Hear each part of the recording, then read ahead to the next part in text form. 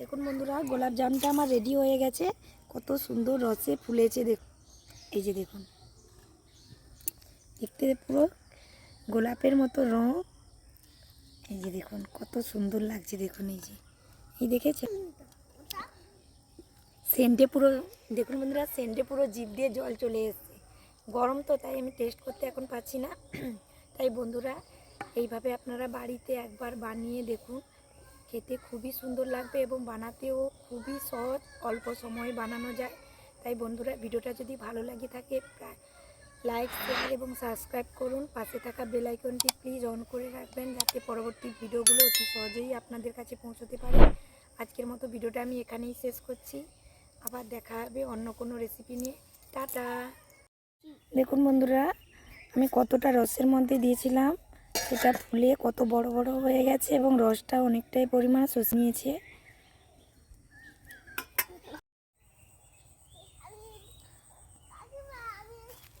দেখুন বন্ধুরা, আমার গোলাপ জামগুলো তেলের মধ্যে ভাজা হয়ে গেছে। এবার আমি তেল থেকে তুলে নেব।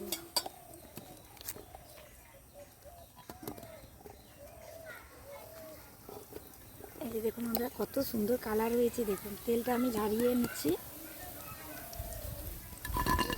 এই যে দেখুন,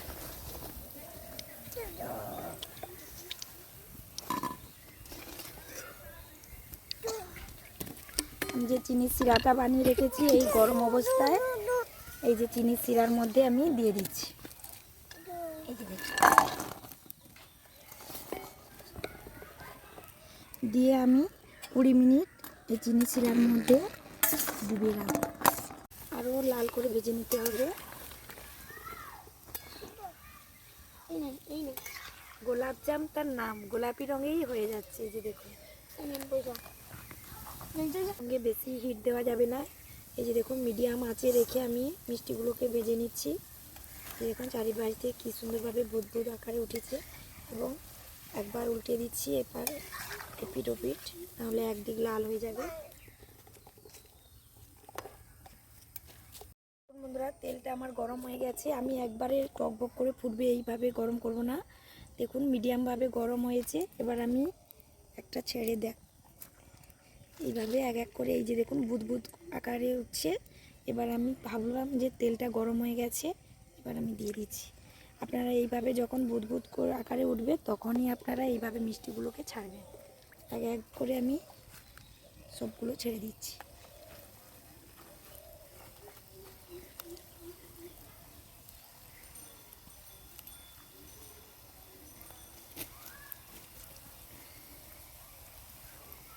এই যে দেখুন বন্ধুরা, এই যে ফুল উঠেছে। সাদা তেল দিয়ে দিয়েছি। এই দাঁড়াও বাবু, বাবু দাঁড়াও। তেলটা গরম হওয়ার অপেক্ষায়। বন্ধুরা, আমার সবগুলো ড্রো তৈরি হয়ে গেছে। দেখুন গোলাপ জামের জন্য এই যে ড্রোগুলো করেছি, দেখুন একদমও ফেটে নেই, পুরো এবারে মসৃণ হয়ে গেছে। এইভাবে আপনারা ড্রোটা বানিয়ে নেবে। এবার কড়াইটা ধুয়ে উনুনে বসিয়ে দিয়েছি। এবার আমি গোলাপ জাম ভাজার জন্য আমি সাদা তেল কড়াইতে দিয়ে দিচ্ছি। আমাদের অর্জুন কীভাবে কুকুরকানি খেলছে দেখুন।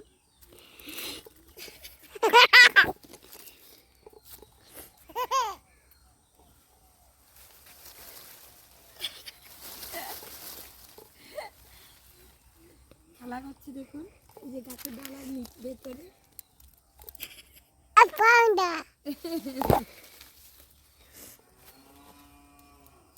বন্ধুরা, এইভাবে আমি এক এক করে খুব সুন্দর করে গোল করে নিচ্ছি। এই যে এইভাবে খুব সুন্দর করে শেপটা দিয়ে দিতে হবে, যাতে না ফেটে যায়। এই যে দেখুন, এইভাবে করে নিচ্ছি। দেখুন বন্ধুরা, খুব সুন্দর করে আমি মিক্সড করে নিয়েছি ঘি আর কর্নফ্লাওয়ারটা দিয়ে। এবার আমি খুব সুন্দর করে গোল গোল করে ড্র করে নিচ্ছি।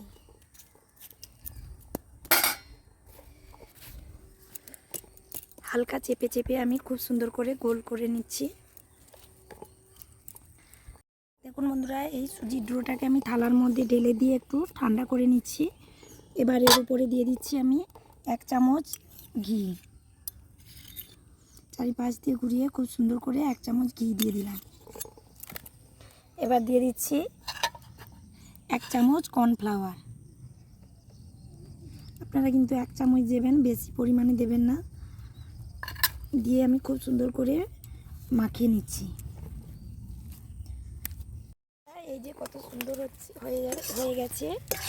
এবার আমি দিয়ে দিচ্ছি এলাচের দানাগুলো। গোলাপ জামে কিন্তু বাজার থেকে কিনে আনলে এলাচের দানা মুয়ে পড়ে, তার জন্য আমি এলাচের দানাগুলো বের করে নিয়েছি খোসা থেকে, ওটা আমি দিয়ে দিচ্ছি।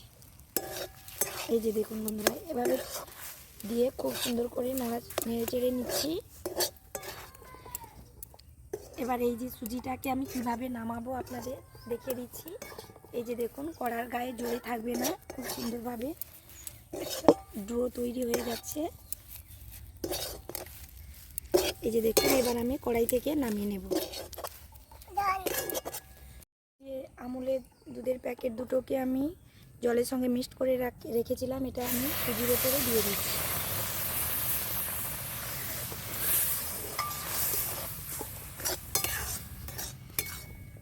আপনারা চাইলে গরুর দুধও নিতে পারেন।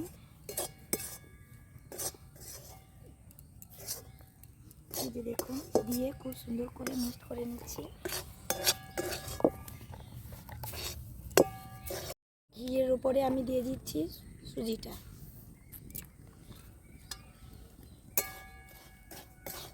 দিয়ে একটু নেড়ে চেড়ে নিচ্ছি খুব সুন্দর করে।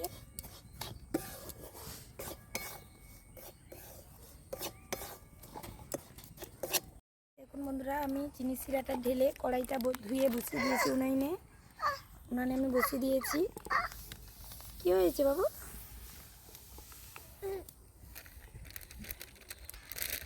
বন্ধুরা, 1 বাটি আমি চিনি নিয়েছিলাম চিনি শিরার জন্য, 1 বাটি আমি সুজি নিচ্ছি গোলাপ জামের জন্য।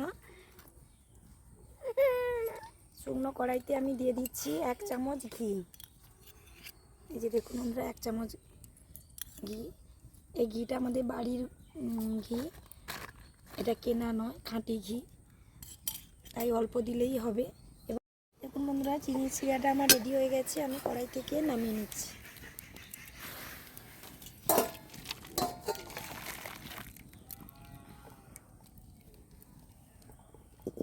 বন্ধুরা, এই যে চিনি শিরাটা খুব সুন্দরভাবে ফুটিয়ে নিচ্ছি আমি। কালারটাও সাদা থেকে একটু বাদামি কালারে হয়ে এসছে চিনি শিরাটা। দেখুন বন্ধুরা, এই গোলাপ জামটা আপনারা অল্প সময়ে খুব তাড়াতাড়ি বানাতে পারবেন, কেন বাড়িতে যেই যে উপকরণ আছে ওইগুলো দিয়েই বানানো যাবে। সবার বাড়িতে বাচ্চারা আছে, সুজি আছে, আমুল দুধ থাকে এবং চিনিও থাকে, তাই দিয়েই দেখুন বন্ধুরা, আমি যেখানে রান্না করি তার সাইডে কি সুন্দর কলা বাগান। দেখুন দেখুন বন্ধুরা, চিনি শিরাটা কি সুন্দরভাবে ফুটছে। দেখুন, এইভাবে খুব সুন্দর করে চিনি শিরাটাকে ফুটিয়ে নিতে হবে। যেহেতু এলাচটা দিয়েছি, এলাচেরও একটা ফ্লেভার বেরাবে।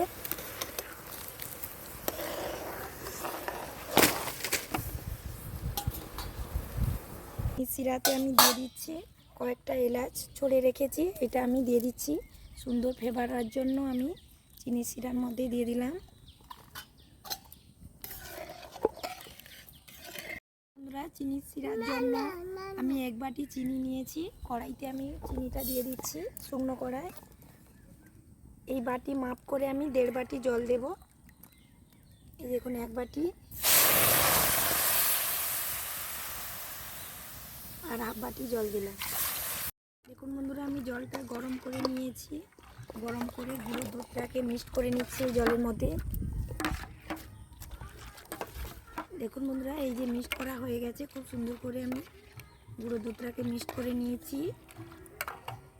এবার আমি উনুনে কড়াইটা বসিয়ে দিচ্ছি চিনির শিরা বানানোর জন্য। হ্যাঁ নানা, কেমন আছো? আজকে দেখুন বন্ধুরা, পাল বিলেই রেসিপির পক্ষ থেকে সবাইকে অশেষ ধন্যবাদ। আমি চলে এসেছি আজকে নতুন একটা রেসিপি নিয়ে। আজকে কয়েকদিন হলো আমার মেয়ে সায়নী বলছে, মা আমি গোলাপ জাম খাবো। তাই বলছি বাজার থেকে কিনে আনতে হবে না, আমি বাড়িতেই বানিয়ে দেবো। তাই দেখুন, আজকে বানাতে চলে এসেছি। এই যে আমুল দুধের 2টো প্যাকেট নিয়েছি, 10 টাকা দামের 2টো প্যাকেট। আর দেখুন, এই যে 10 টাকা সুজি প্যাকেট নিয়েছি। এই দুটো দিয়েই আজকে আমি খুব সুন্দরভাবে গোলাপ জাম বানাবো।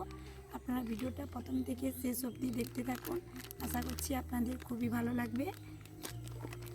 এবার আমি উনুনটা জ্বালিয়ে নিচ্ছি।